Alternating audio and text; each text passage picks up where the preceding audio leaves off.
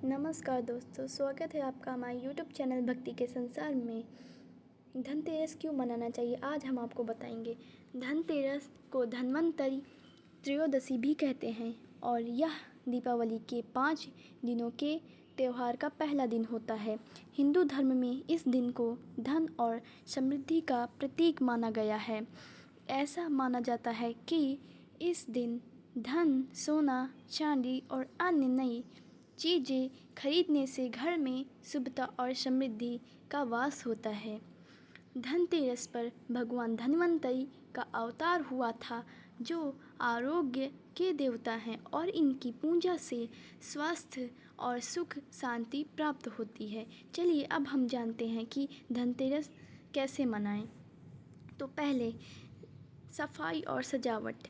सुबह घर की अच्छी तरह से सफाई और सजावट करनी चाहिए ताकि शुभ और पवित्र माहौल बने।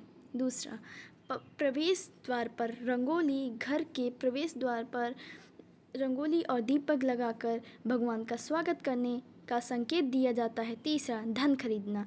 शाम को सोना, चांदी या नई चीज़ें खरीदने की प्रथा है, जो धन और समृद्धि का प्रतीक होती है।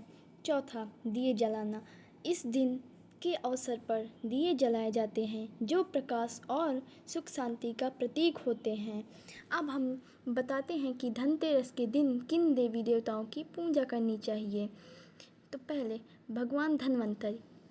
स्वास्थ्य और तंदुरुस्ती के लिए भगवान धन्वंतरि की पूजा की जाती है। सेकंड, लक्ष्मी माता।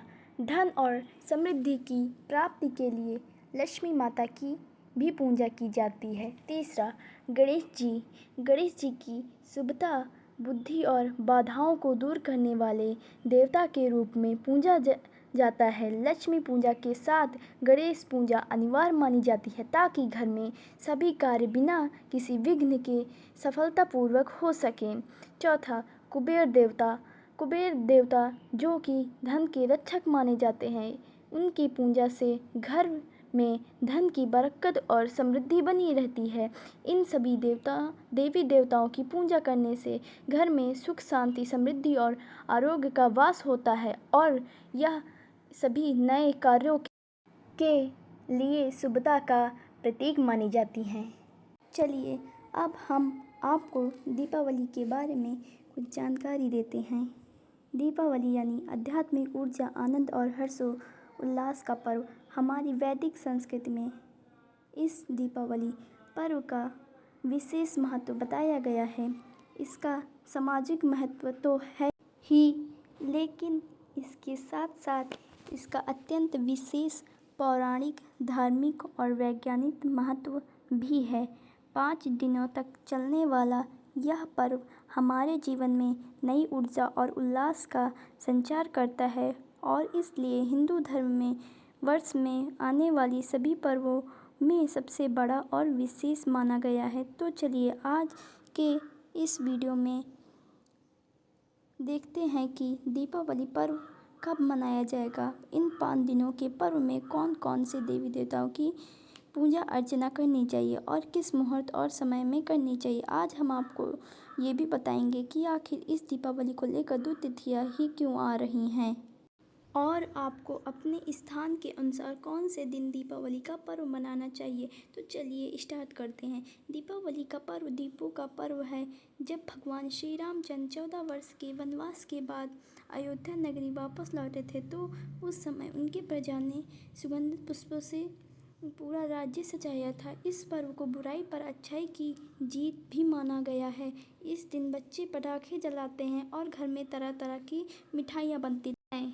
तो चलिए अब हम जानते हैं धनतेरस और दीपावली के दिन क्या क्या करने से माँ लक्ष्मी प्रसन्न होती हैं। तो पहला, घर की साफ सफाई और सजावट।